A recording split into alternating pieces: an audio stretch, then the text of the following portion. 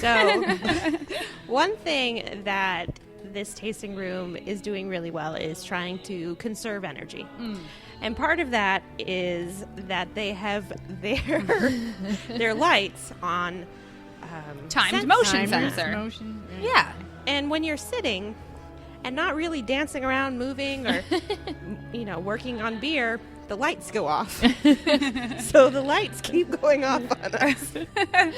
So just to give you a little visual, folks. Ambiance. I noticed that they took the box that said candles out, though. Yes. I thought he was going to light some for us. And Oh, maybe create have been some. lovely. Wouldn't that I'll be have to nice? give Tom a hard time about that one. Would have been. Yeah, so Tom jumped back here, not realizing that we were here. You may have heard him a moment ago. And he got the candles for the other room, but left us with no candles. In the dark. No. So can you taste the Brett in there? You can smell the funk in there. Awesome. In a good way. Wonderful. Oh, when I say funk, no matter what, it's like, yes, funky cheese, yes, funky beer, yes, horse blanket, sign me up. Yes. Bring the funk. Amanda's there. Bring on the funk. I just love tart. I love tart things in general. Yes. So to find that in a beer Yeah. is very exciting.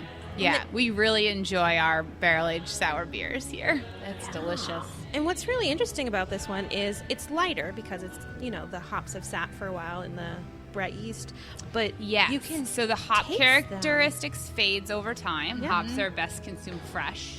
But the Brett does better as it ages. Right. What is Brett? Brett is Britannomyces. Oh, right. It's That's a the yeast short name. species. That's the Yeah, nickname. exactly. But you can still taste some of those hops in the back. You get the Excellent. sour up front, followed by that hop bitterness. It's not an overwhelming one, but you can tell that they're there, and that's normally not something you get in a sour beer. So it's an interesting, complex flavor. Excellent. Not to mention the Just color. Very, It's very beautiful. good. Yeah, it's a little darker Yeah. than the Golden. previous beer. The previous beer. Whose name I'm having a hard time. Grizzaka. Grizzaka. Yes. And There Yeah, goes there's- Ben skateboarding by in the background. I want to jump on the skateboards here. next time, don't wear a skirt. I know. Sorry. Hey, I'll be safe, right? Yeah. No problem. I won't Yeah. fall. I'd say this one, whereas that the first one, the Grizzaka, cuts through the heat. I feel like this is a good sipper for the back porch on a hot summer day. It's not necessarily one that you're going to feel that, I don't know, when I drank the Grizzaka, it was like, whew, that cut right through it. This one tastes delicious, but it's more of a put my feet up. Sip on it. Yeah, definitely. So good. Whenever I drink a sour beer, it makes me want to have salt and vinegar potato chips, which I don't eat very often. Yeah. But they just go so well together.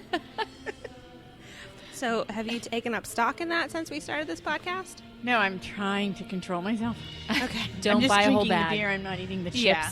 It's probably the better choice, really, right? Yeah, right. Yeah. Yeah. I If think I had so. to choose, I think it I is. think I've made the best choice. Well, on that note, folks, let's move on to our second round. I'll take this one, and in this round, we go deeper into our theme. And our theme this week is yeast. Excellent. So, on a previous show that we did, we were told that yeast, what beer is really, is sugar mold water. Would you Is sugar mold water? sure? Okay.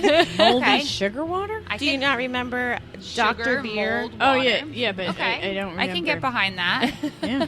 where the sugar is made and the yeast is the fungus, the Yep. mold that eats the sugar, Yep. and there's a crazy amount of water.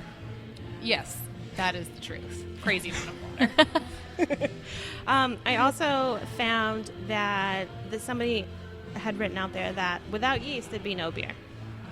Absolutely correct. Can you tell us a little bit why that would be the case? Yeah, sure. So, I mean, the first step of brewing is to basically put the grain into the mash tun, and in the mash tun, the grains are first cracked open a little bit, and then they go in the mash tun, and then water is like kind of sparged on top of the grain. Oh. That's the vocabulary word there. I like that word. And what it's basically doing is think of a coffee pot or a tea ball. You're just kind of sprinkling the water around, trying to spread it all over the grains, and you're soaking the grains. And what that's doing is that hot water is releasing the sugars from the grain. So you're basically making beer or grain tea. Yep. Wort at that point. Okay, goes into the kettle. The wort is then boiled for anywhere from an hour and a half, however long it needs to be, depending on what beer it is. That helps break the sugars down. The hops are added at that point as well. Hops can also be added later, but the majority of the hops goes in there in the kettle as well. Boil, sterilization, and also breaking the sugars down. And then it goes in the fermenter.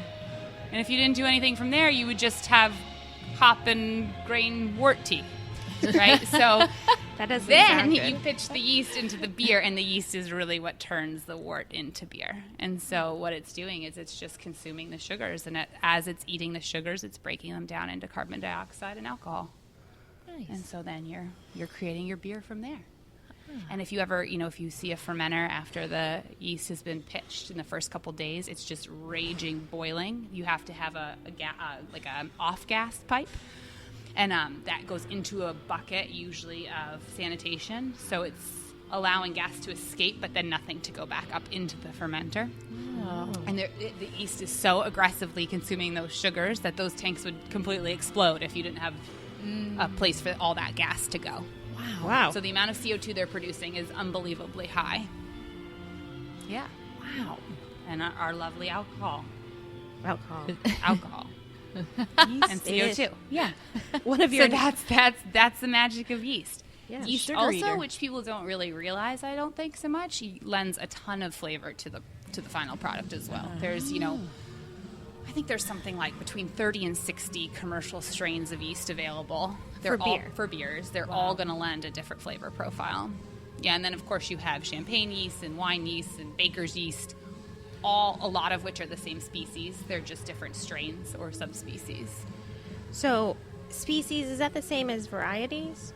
No, not necessarily, because say there's 30 or 60 varieties available, it's really only 2 to 3 species in there. So they're different. Think of like a breed of dog. Mm-hmm. Okay. So it's like selective breeding of yeast to create flavor profiles, basically.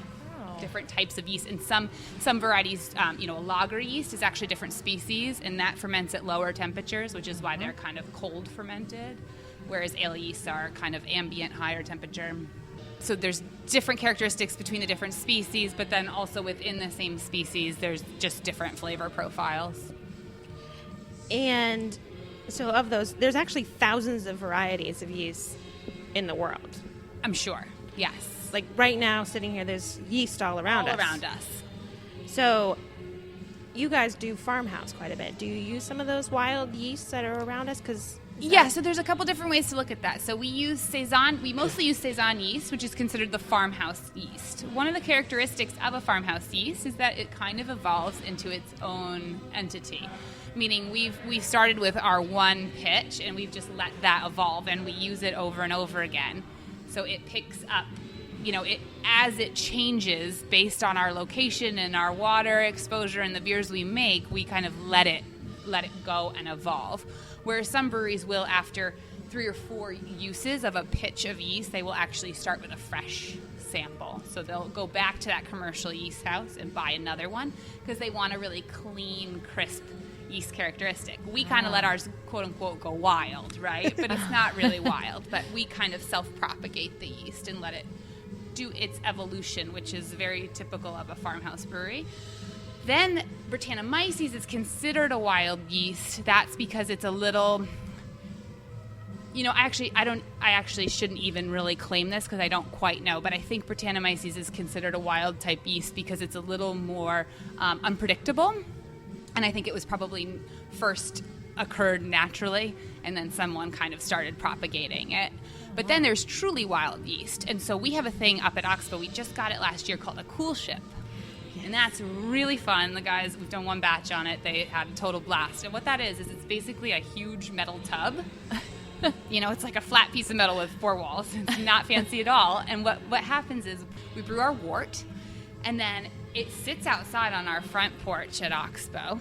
The wort comes outside for the night with a screen on top of it so nothing falls into the wort, except what it does allow is for wild yeast to fall into that.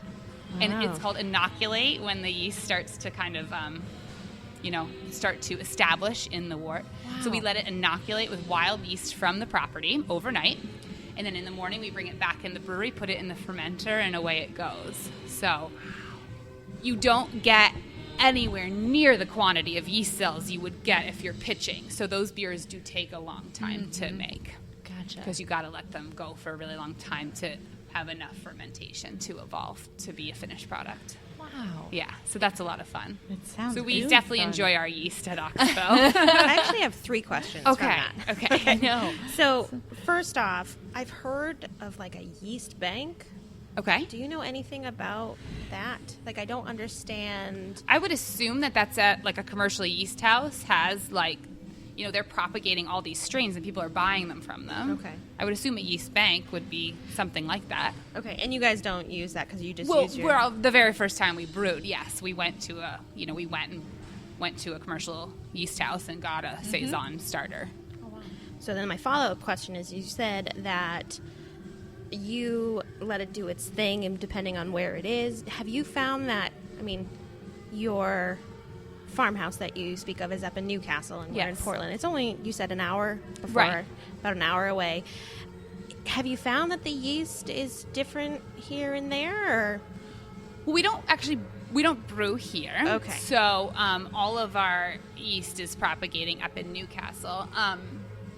It's not so much to say that a yeast would be different, our same yeast different here or there, but what is absolutely true is that a yeast is going to be different in whatever brewery it's in, wherever it is, because based on the beers you're brewing, the water you're using. So our well water is a lot different than city water. It's really hard, mineral-rich water. Right. So all those kind of things, if you let a yeast evolve, is going to become a house yeast.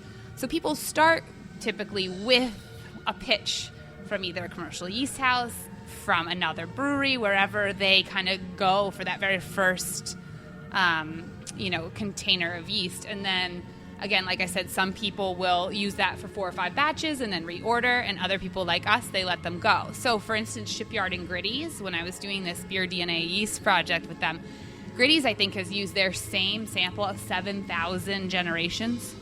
So they just use it again and again and again. And so that's truly a house yeast at this point, because it's picked up probably mutations and different characteristics over time. So yeast is if you get one yeast pitch and you put it in 3 different breweries, inevitably it's going to be a little different. And so, how does that process work? Do you have, I don't understand, what form? Is it liquid? Yeast, it's a slurry is what that's called.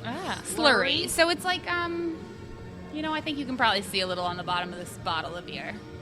So that stuff at the bottom? It's just like, it's a bunch of cells clumped together. So if it's not very thick, then it can look like just a really cloudy liquid. If it's really thick, it can be almost a paste. Wow. So it's just, and it's that, can you see that ring on the bottom of the beer? So those are just, yeast cells that have settled out of this beer. Oh, okay. And so how do you get it back? So once you've put it... Oh, sure. So I don't know if you guys have noticed, but fermenters are conical shaped. Yep.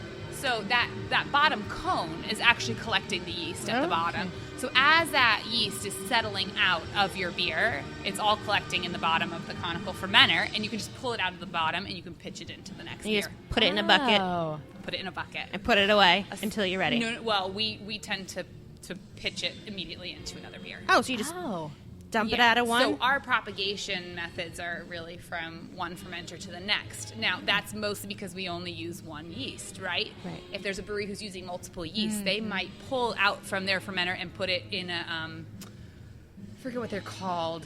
There's a term for, the container they put it in. But you can put the yeast in a container and throw it in the walk-in, and it'll be happy for a while until you need to use it again. See, It's pretty hardy. Yeah, that's the part. Like, I really was like, okay, so everybody talks about pitching the yeast. And then where does it go? Yes. So you put it in. Yeah, so a and lot of the cells that are at the bottom of that fermenter are actually dead cells, right? Because they've finished their life cycle, they've fermented away, they've dropped out to the bottom. But there is